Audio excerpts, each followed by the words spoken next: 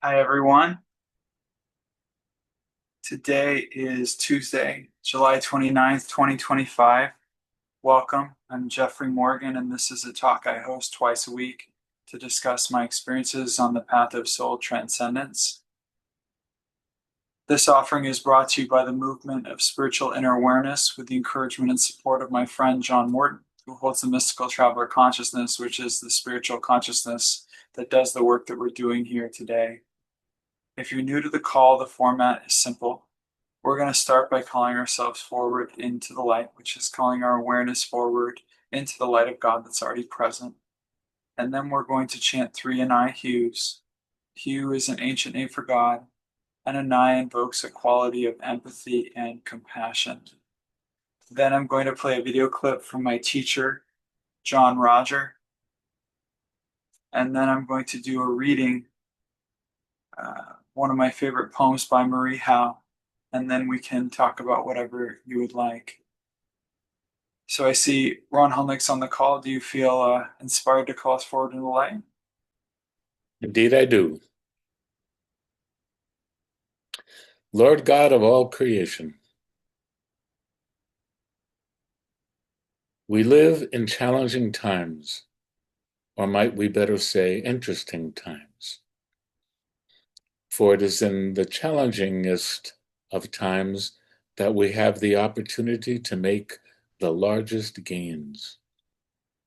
The gains consist of the process of placing everything into the light and remembering that everything is for the highest good of all concerned, and that includes everyone on the planet. For this time together, Lord, we give our thanks. So be it.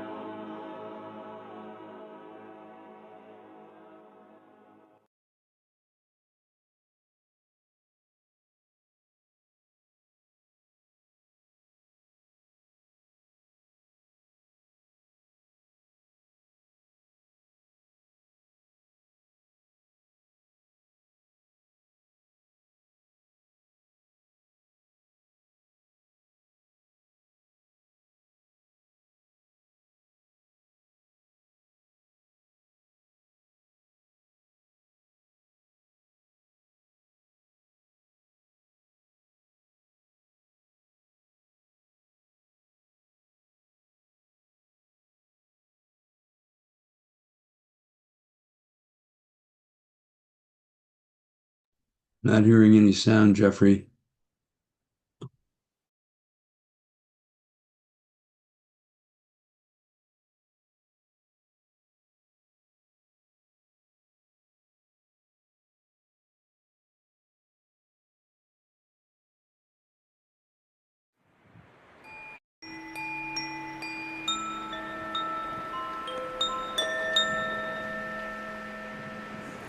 I think you said that you enter into a place of contraction. There is no such place. We enter into the process of contracting. So, as soon as you say, I entered into a place called contracted, that means that there's literally a hell for you. But since hell is a training ground, and the place where we come to an understanding of fundamental enlightenment, then we have to look at contracted as contracting. Now, it may be that your process took 10 steps to get into it. So you went from 1 to 10. Like, boom, I'm contracted. And nevertheless, it was a contracting process. I would take a piece of paper and start writing down from maybe the word neutral into as far as contracted as I can get verbally. Words that would keep stepping me down to the next worst consequent level. That would then allow me the choice that once something is kicked off visually, instead of it running to 30 real fast, I could knock it off at 15. But I might not be able to knock it off at 15 if I don't know there is a 15. And what it's doing, it's robbing you of the quality of your life. Yeah. And so therefore it's a thief. And the thief hung with the Christ. So you can't condemn it or attempt to crucify it, except you want to put it in its proper place, which said, remember me, Lord, when you come into your kingdom. So you have to go to the kingdom within real fast, which is a tremendous joyful place. And from that place, start to look at what is the process of moving this person into the kingdom with me. And most of us are waiting till we get to a better place inside of us in order to start. And then we start to forgive, or do we start wherever we are? We don't have much choice but to start where we are.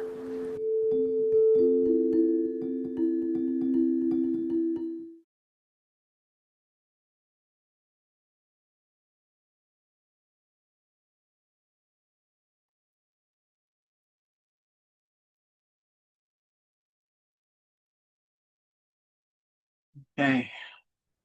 Annunciation by Marie Howe. Even if I don't see it again, nor ever feel it, I know it is. And that if once it hailed me, it ever does. And so it is myself I want to turn in that direction, not as toward a place, but it was a tilting within myself, as one turns a mirror to flash the light to where it isn't. I was blinded like that, and swam in what shone at me, only able to endure it by being no one, and so specifically myself, I thought I'd die from being loved like that.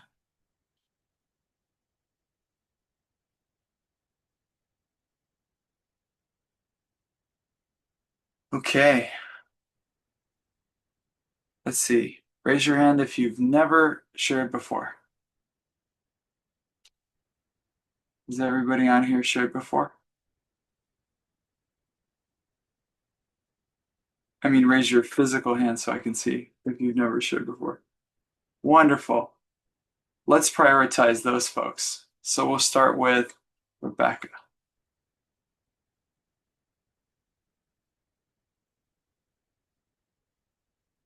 To unmute. There we go. Thank you, Jeffrey.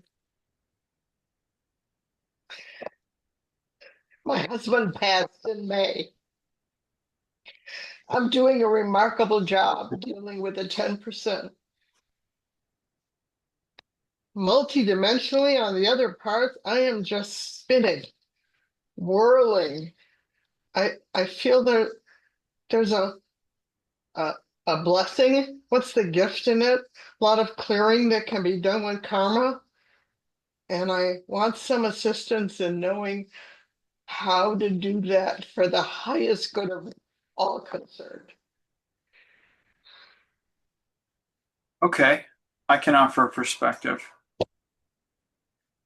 One of the most, let's say, earth-shattering experiences, often when we lose a loved one who's very close to us, who we've associated with for a long time, is the recalibration of the identity. So it can feel like spinning because the question is, who am I now without this person?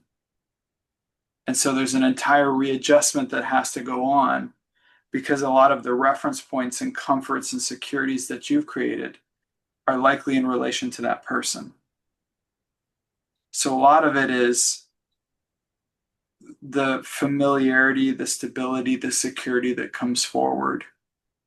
And then having that shifted or readjusted, and then asking, okay, what now? What do I do with all of this? Because it can feel like this house of cards that came crumbling, or like when you're holding something and you kind of lose their grip on it, like you're dropping your phone and you start tossing it around because you just can't get a grip on it. And it can be very nerve-wracking. I don't know what the highest good of all concerned looks like, in the sense that we all have a limited consciousness in the subjectivity of human experience. That what we're doing right now as souls is limited from the perspective of that humanness.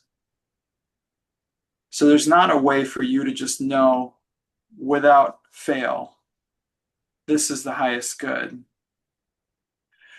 But what I have found is that whatever it is that this highest good thing is, has the highest God thing going, which is loving. So oftentimes the highest good expresses in my life is, what is the loving calling me to do right now? It doesn't have to make sense in relation to yesterday. It doesn't have to make sense tomorrow. But what am I being called by loving to do right now? And that can sound very metaphorical, and that can sound very indirect. But another way to say it is, it's like you're following the scent of jasmine. Like, where's the scent pulling you? It's like the sweetness of it. It can be joy, it can be tenderness, it can be peace. When you allow the mind to engage, you're going to try to look for the same reference points that you had all this time during this period, and you're going to find that they're not there. So then you're going to freak out, like kind of when you're walking down the stairs, and you think that, you ever have that experience where you think there's one more stair and there isn't, and then it's the most jarring experience in the world. Or when you think you've already finished getting down the stairs and you turn out there's nothing under your foot. You kind of fall for a second. It's the scariest thing in the world, right? You have that moment of, ugh. Well, every time you try to reach for a reference point, a familiarity, and a habitual pattern that you set up with that person, you're going to have that experience of, because it's not going to have that. Now, there's a beautiful opportunity here called Ground Point Zero. And there's a beautiful seminar, actually, maybe somebody can post the link, Nuclear Radiation from Ground Zero. And you're at a point of Ground Point Zero where from here on, this becomes, in a very real sense, the first moment of this life and the only moment of this life. And it's like being in that presence of, this is the most important person I could possibly talk to in this life, and this is the most important thing that I'm doing, and this is the best day of my life. You see, it's that discipline of presence that doesn't go past referent and doesn't go future anticipatory. It just anchors to this moment right now. Mm. And you'll find that when you don't look for the habitual pattern and you allow yourself to be new with your experience every day, you'll find a kind of stability that's at the center of you.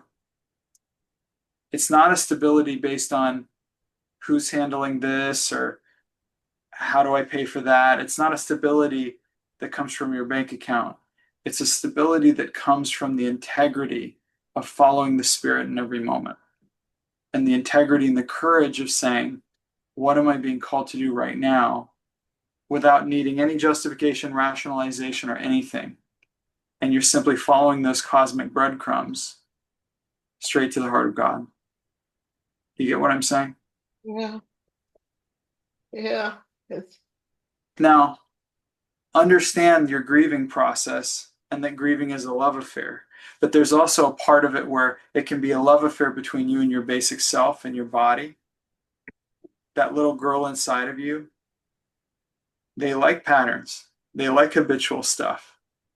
You probably have a lot ingrained in there based on all the experiences you had with that person. And then when they're not physically present, the basic self, from that perspective, because it's very body focused, is like, oh my God, they don't exist anymore. What do I do? What do I do? Something's missing. Something's missing. But then if you can pull the attention inward to your heart, you will find that they never left.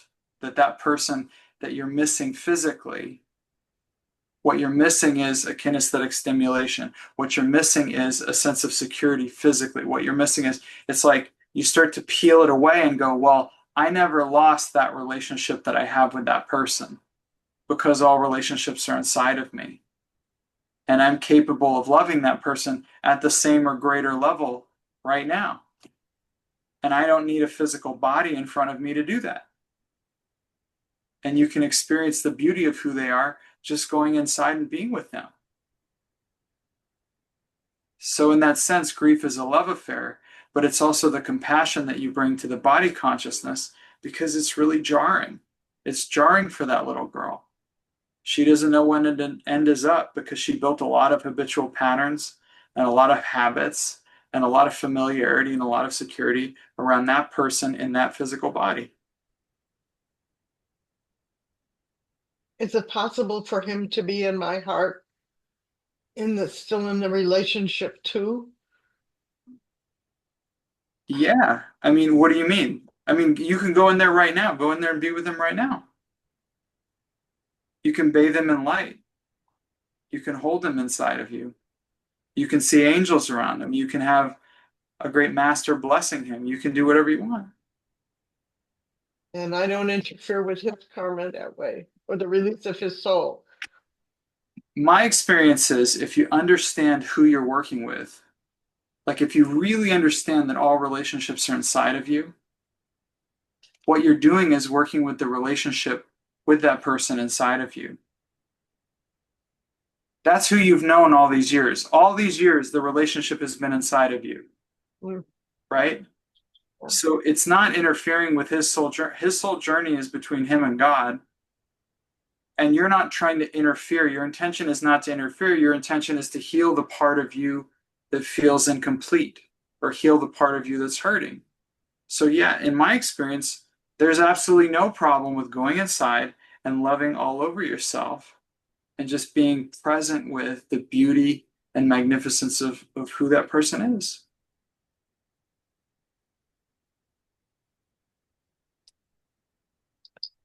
Yeah. In many ways, it may be that you healing that, because the goal would be, my goal with everyone is, I want to get to a place of freedom. I want to get to a place of openness. I want to get to a place of where there's nothing left except loving. You get that? Yeah. That may actually be the greatest thing you can do to support his process, because it may be he's sticking around going, oh wow, she's so bent out of shape about this, maybe I need to stick around for a while. And you healing the part where you go, you know what, all I have left with this person is loving. There's no hurt, there's no upset, there's just loving. And he goes, great, she's good, I'm out. Great. Yeah. One of the greatest things that we can do for the planet is to heal ourselves. Everybody's out trying to save the world and fight for causes. If we can heal just one part of ourselves, we've healed the entire universe.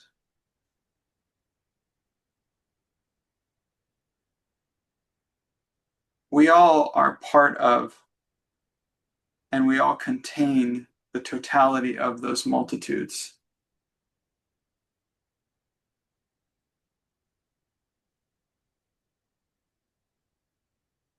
Peace. Thank you. Thank you. How does that feel now? Peaceful. I love the paradox of not standing on anything and being stable at the same time. It's like a spinning top. If you stay at the center while it's spinning, it feels like stillness. If you move to the outside, it feels like being jerked around. So if you can hold in your center, you will always find stillness, even as the world may be spinning around you. And you can constantly anchor into that. You just put it on your heart and you say, this is a place of peace. Right. Yes. Thank you. All right. God bless you. Thank you. Okay. I think Wendy was the next one that hasn't shared. Go with me before, right? Okay.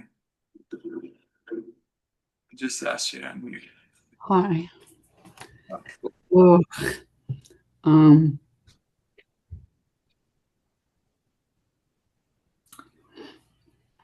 I'm dealing with excruciating physical pain. I fell April 16th and broke my knee. I spent a couple of months in the hospital and I was pretty close to better. Then I came home. I fell on my other knee and broke L2 and L5 in my back for our fractures. And then I fell another time and landed on the toilet, but on my right hip. I'm in so much pain and I don't quite get it because I'm doing everything I'm supposed to do. I do SEs, but it seems like I've lost it, you know, and I got initiated and ordained last year. And it seems like this whole year has just been so tumultuous. It's like trying to, I think I'm clearing karma from lifetimes and other people's. And I have a rare genetic disease, and that causes all kinds of issues. And so I'm just wondering if there's any insight you can give me or what your take on this is. It's like and the other part of it is that these falls have brought up all this stuff, this karmic stuff, and I can see where I ruined relationships. It was me because I felt unworthy. And I really don't want to feel that, but I'm really raw with it right now. I understand. Thank you. So you're saying you just got your causal initiation and Yeah, last year. And then you got ordained as a minister. Yeah, last year. Have you written to John Morton about this situation as well? Yeah. Okay. Well, just the broken knee. And the irony is that out of everything that's happening, the pain, like my knee seems to be okay. And it's my back, my lower back, that's just excruciatingly painful. Right. I was on codeine and morphine. I came home from the hospital and I was just taking Tylenol regular strength, 2 of them 3 times a day, and then some codeine at bedtime. Then when I injured my back again, I had to go back on the morphine and the codeine. And it's only been 3 days now that I've gone back to, no, it's really not making any difference. I'm still dealing with the excruciating pain. So I've gone back to what I came home on from the hospital. And I think that has something to do with it too. I was raised in a really horribly addictive family, all sorts of from hookers to suicides to everything. And I made a choice very young. No way, not me. And it seems weirdly almost like I'm being punished for making that choice. I know that sounds weird, but it's like I'm the black sheep because I don't drink, I don't do drugs, but I can see how being brought up in that has affected my relationships. I was married for 30 years, and quite frankly, I thought it was him, but I now see, no, it was me that ruined it because I didn't feel worthy of being loved. These are some Lots of abuse and sexual abuse and and everything. And I just had to try and maintain my sanity and get out of there. I'm 69 next week. Like, this is too long. Congratulations. Thank you. I made it. Hey, when lots of doctors have said they don't know why I'm alive. And out of the alcoholism and everything, I'm the one that loses half my liver. Half my liver has been removed. Oh, I heard they grow back, no?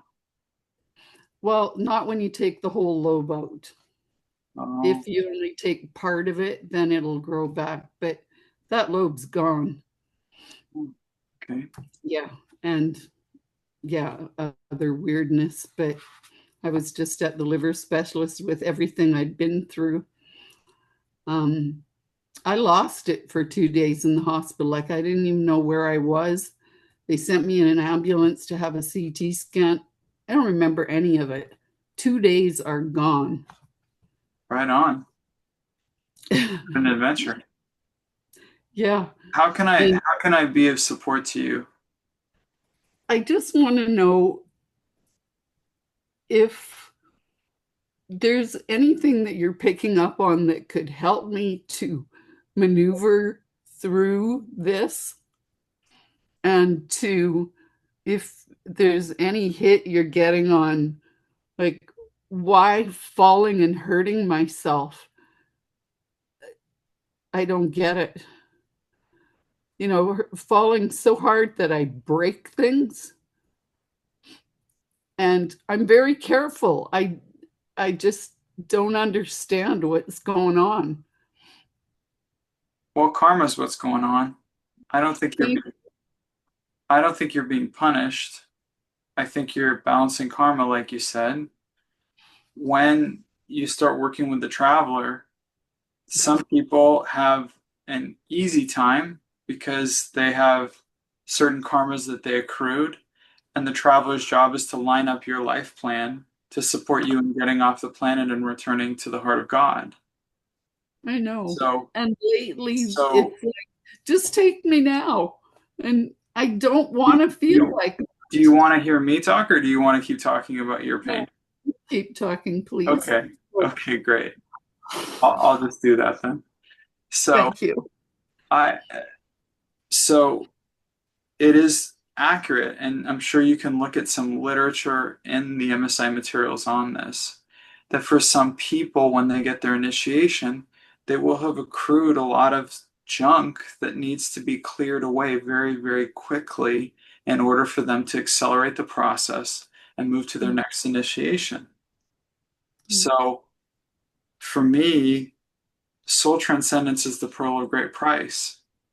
I mean, I have detailed memory of trying to earn my way into the kingdom of God, and it didn't really work. But being able to, well, I'm here. Here I am after all this time. And yet, I'm in this process. I'm in this beautiful process of soul transcendence, and it's like winning the lottery. Now, from the physical body perspective, there can be some really intense things that happen. But spiritually, it's like, what is the price you're willing to pay for eternal liberation. Now, people may say, oh, well, I have a bunch of money, life is easy, I don't have broken bones, I'm very free. They're not free. The world is fickle. There's always more money for the bank account. There's always a threat to our security. There's always something. Welcome to the world. Yeah. And for a lot of us, we've been stuck in Disneyland, riding on all the rides over and over and over, eating funnel cake, wondering why we can't have a decent meal, and wanting to go home.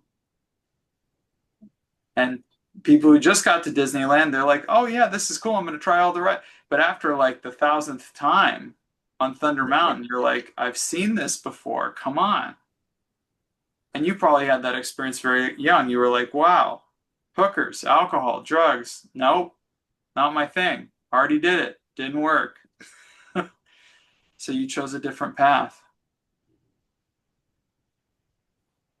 There are things that you can do that will assist you, but the thing that will assist you the most is probably altitude and attitude.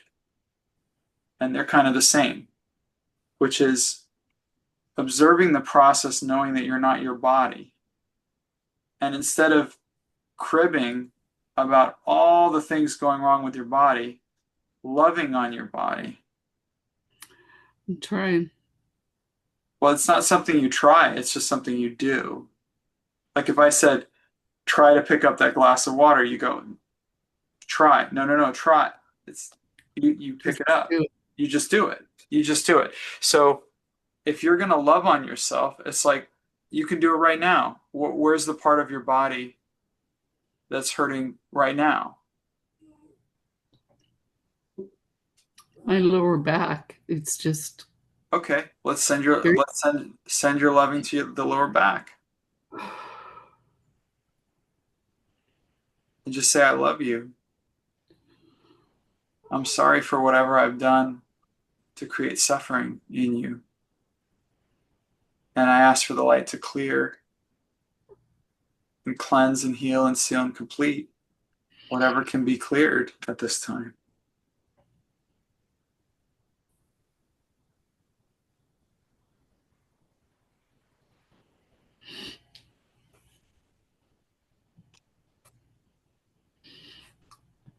And I've also read in the teachings that the way to get rid of pain is joy.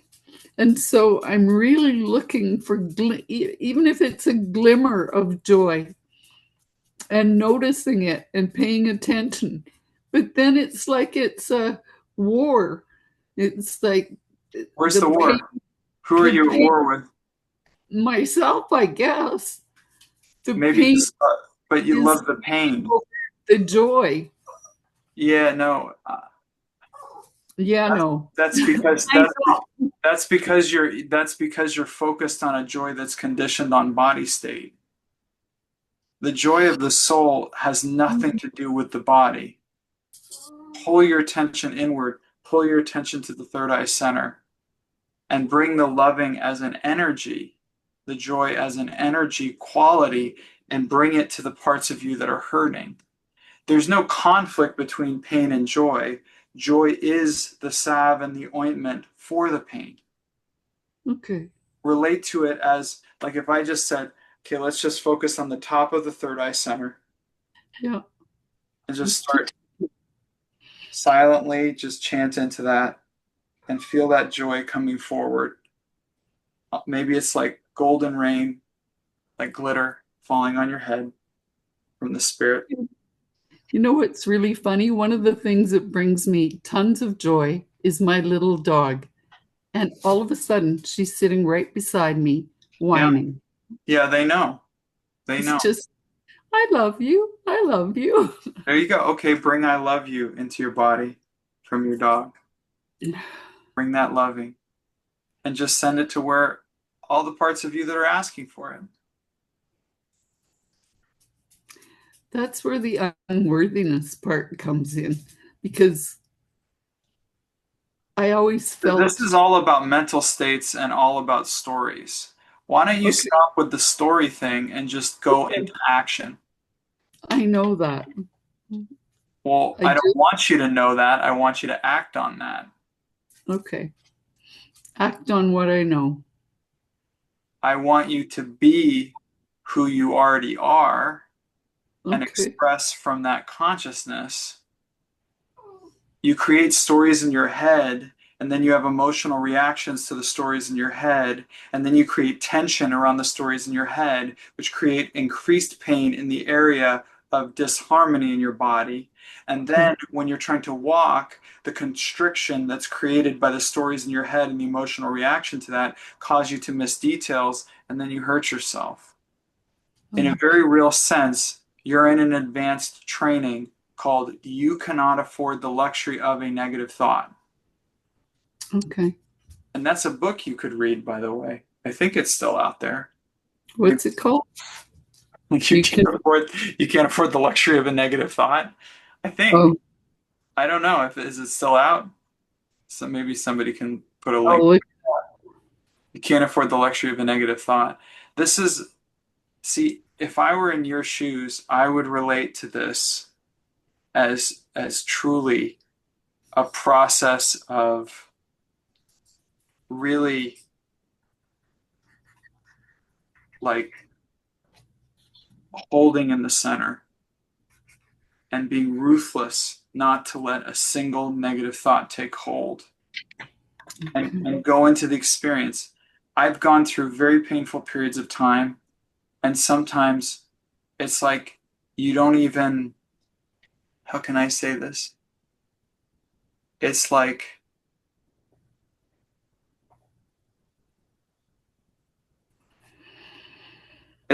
you start to reduce the experience down to its molecular structure or down to its individual moments.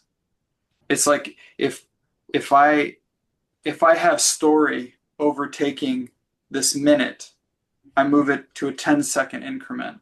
If I have story causing me to go into upset, then I go into a 1 second increment. And if all I can do, if all I can do is loving in each breath, then I focus on one breath at a time. And that then I makes work from there. Yeah, because the way that I too.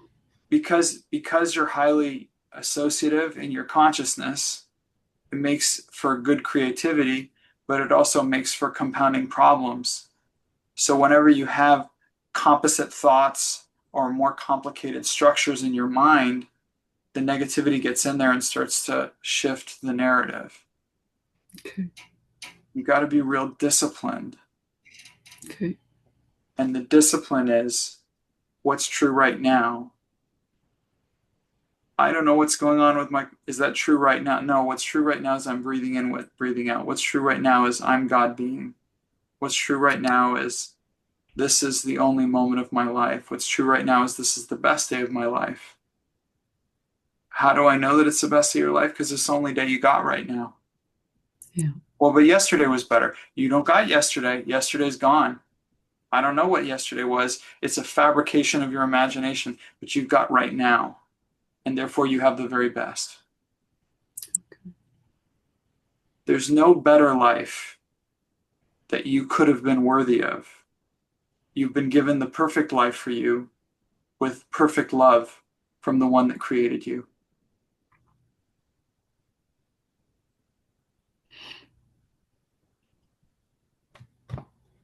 Thank you.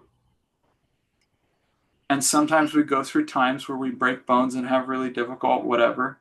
and guess what?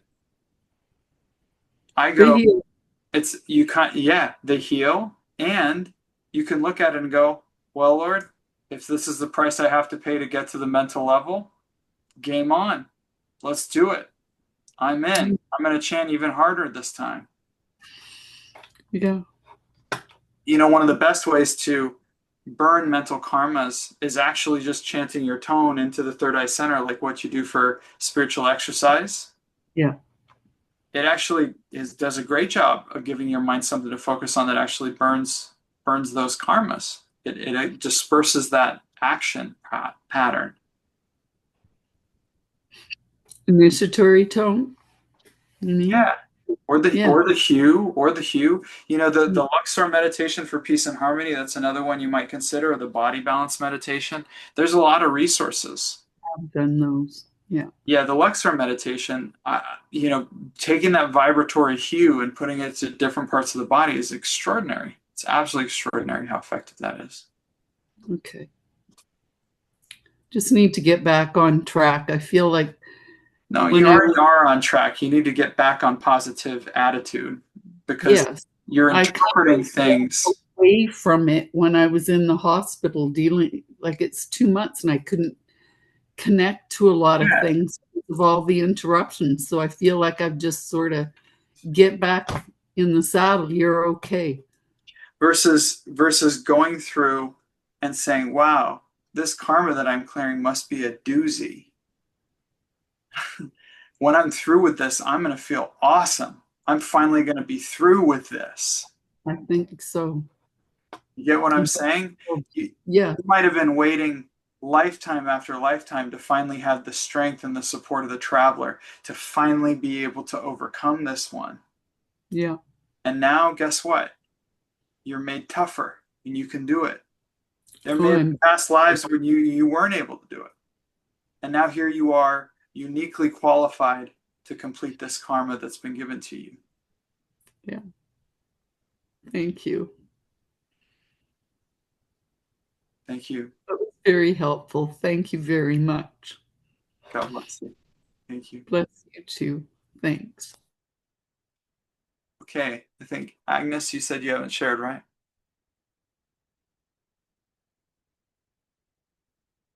Yes. Hi, Jeffrey.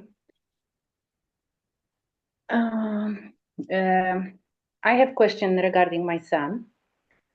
So maybe I will give you a little bit background. So I'm originally from Poland, came to Australia 10 years ago, separated 3 years ago, and my son at this time was 6 years old. Me and my ex, we were not on the same page. So my son had a lot of story about me, not just from him, but also grandparents. And then he started to say words like, I hate my life. I want to die. I want to be statue. And I thought this is because of the situation. So he went to the psychologist. The psychologist said he's coping very well, separation. Also, I couldn't take him to Poland, to my parents, for the last 3 years. And yeah, it's really hard for me to hear this because, even last time when he didn't want to put his jumper, he was like,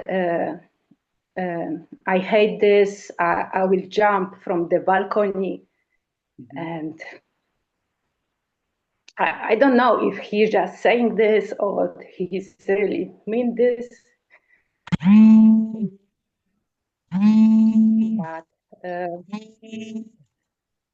But yeah, he's very sensitive. And even, if I say something like, you shouldn't do this, or like, he's like, yeah, I'm stupid, And I'm idiot. How old is your son? He's 9. 9 years old. Yes. Got it. And he's dealing with this kind of intense emotions? Yes, he's even, hitting himself. And I don't know if... Is he neurodivergent or neuroatypical? Like, does he have any processing differences? What do you mean? Like if he's hitting himself. Well, I'm asking, does he have a diagnosis? No. Okay. Yeah. I don't know how to help him and what to do. Even, last time because we share custody. So 1 week he's with me, 1 week he's with his father. He said, like, you know, just we put the shoes and then we had to wear again the shoes. And he was like, if I will be not alive, you will be not to worry about me. And I don't know if he picked up something from me or how to protect or how just help me, because, you know, he's 9 years old. And he's Okay. supposed to be. Okay. So in situations where I feel disempowered in changing a relationship that isn't working, the first step is always to go inward to address where the relationship actually lives. So, for example, if you were to put your hand on your heart and bring your son into your heart, do you understand? Okay. And then just sit with him. Just visualize that you're sitting with him.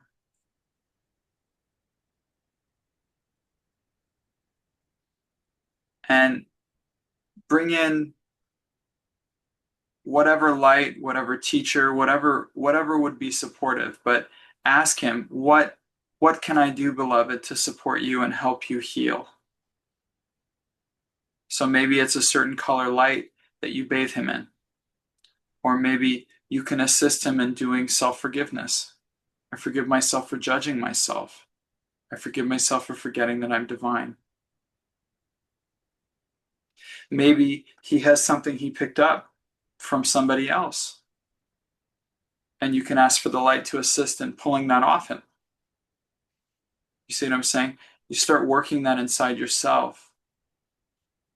Inevitably, what we are dealing with in our experience is our own karma. Do you understand? What we are dealing with in our experience is our own data, our own material, our own curriculum, whatever you want to call it. It's our stuff that we experience. John Roger would say, you only have karma with yourself. Do you understand what I mean by karma? Yes. So if you're experiencing it and he's saying that, it's actually your curriculum. It's what you're learning. So that means it's within your power to clear, to heal, to open, to learn, to do whatever you need to do with him inside of you. You're not going to be able to help him in a direct way if you're playing into the karmic feedback loop, the karmic flow.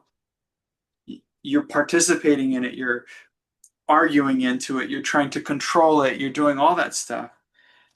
What often happens is when you can get to a place of full healing inside of you with the person, you won't get as triggered by what they're doing and what they're saying and how they're acting. And then you're just sort of this empty space where loving just flows through. And then you'll start to spot and start to recognize what's really going on. So in some cases, it might be, oh, he's trying to get a rise out of me because he wants more attention from me. Maybe that's true. And then when he does it, you just say, hey, you know, you don't have to say stuff like that to get my attention. I love paying attention to you. Just tell me what you want to do. I love hanging out with you. But you see what I'm saying? Once you take the charge off it, you'll start to see what's really being communicated underneath the behavior. Behavior is how we communicate what is inexpressible. Do you understand that? Like what we can't say, we usually act out.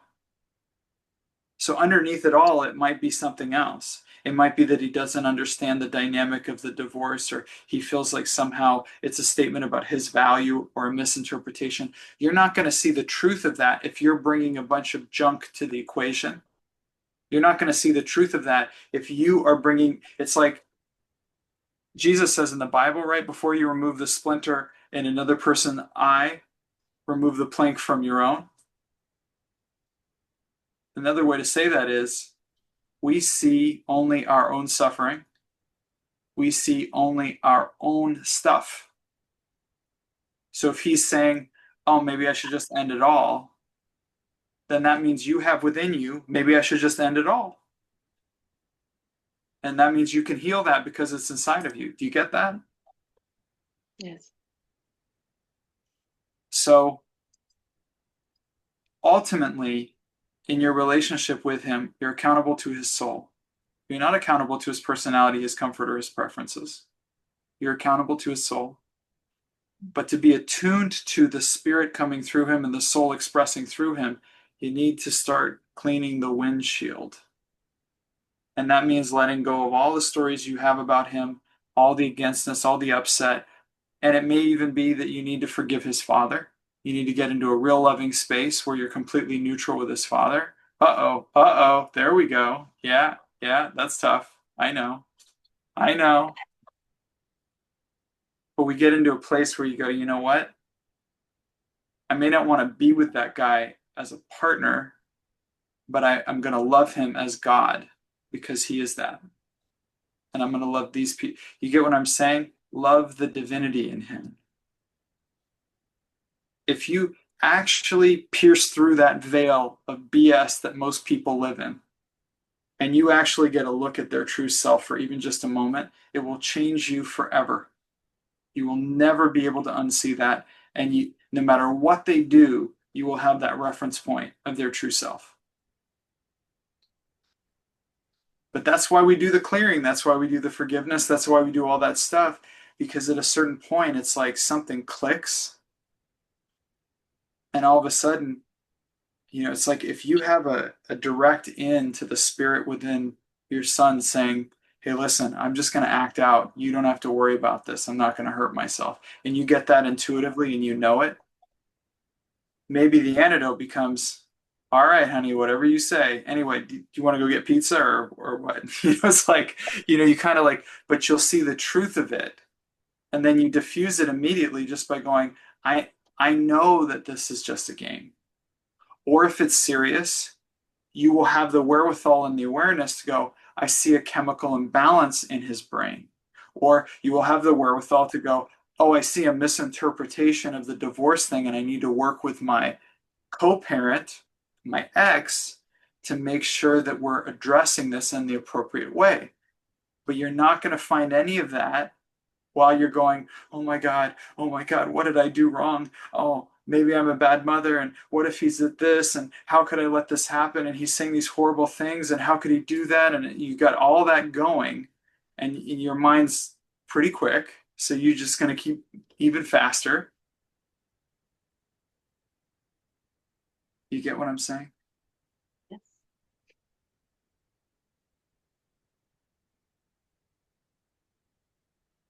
And that is an opportunity.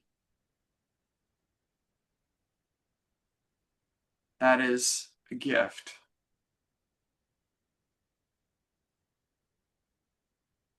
And then we start relating to the experiences in our life less antagonistically because we realize that every time we are triggered, we are being shown our next gateway to healing.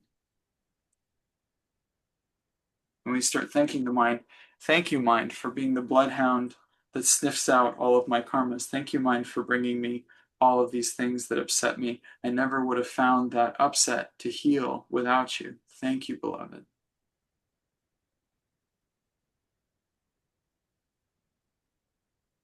The most helpful thing to do that I've found in being a parent is to love my child. Just the loving is more than enough. What gets in the way of the experience of the loving and the following of the loving is all the chatter in your head and and by the way, for anybody who has judgments of themselves as a mother, one of the best ways to clear that is to clear all the judgments you've made of your mother. So if you have pressure on you going, oh my God, I'm such a terrible, how could I do this? Look at my son. He's at the edge of suicide. I must be a terrible mother. So first of all, you start to heal your mother inside of you. And then you start going, well, maybe God loves the terrible mother inside of me. Maybe I don't need to worry about that. Maybe God loves me anyway. You don't need to be a ping pong ball getting swatted around by the negative power in this world. You don't need to be jerked around by your insides.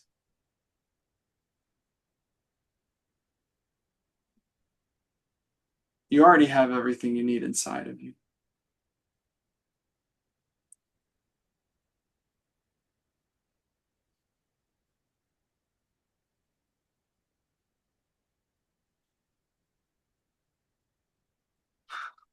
That seemed like something you can work with. I'm pretty sure, yeah.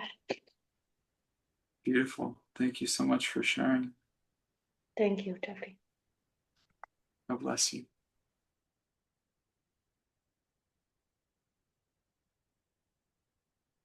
All right, everyone. I'm actually having a big moment at my day job, and I'm going to need to leave.